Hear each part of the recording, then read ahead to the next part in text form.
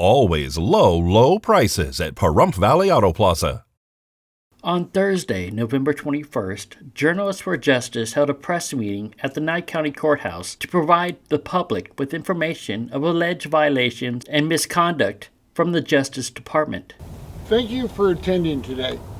I would like first to introduce our organization. We are Journalists for Justice.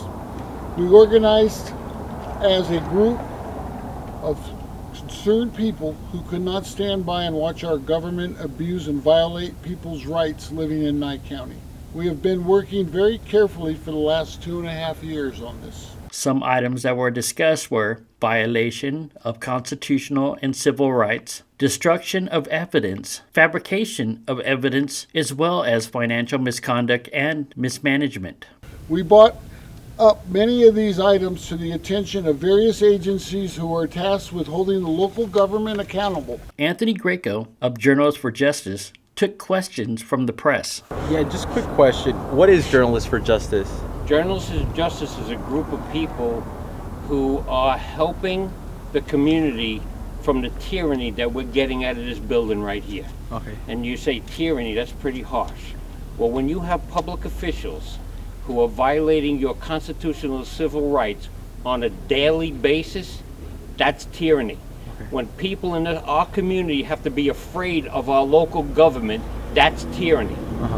When people have freedom, they're not afraid of their government.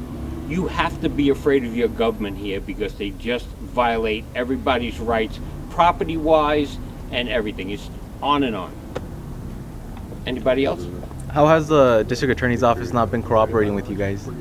District attorney doesn't cooperate with anybody, not even other public officials. We have public officials here that are afraid of the DA, Brian Kunze. He threatens them. If they don't do what he wants and they get sued, he will not cover them as their lawyer. Do you have any evidence for that? We have about 18,000 documents proving these things. When are we expected to see any of these filings for these cases? Filings hopefully will be coming before the new year. It's a New Year freedom package that we call it, or I call it. And we'll find out about these filings through your websites? Yes. And journalistforjustice.com and also thenevadarepublic.com. You can go in there, just look on the 5th Judicial District Court, Robert Lane's court, and you can see tons of stuff there now. Will these findings ever be released to the public? Oh, they're released to the public now just by being online that anybody can go to. And what do you mean by that is your website is the where website, the evidence yes, can be found? Right.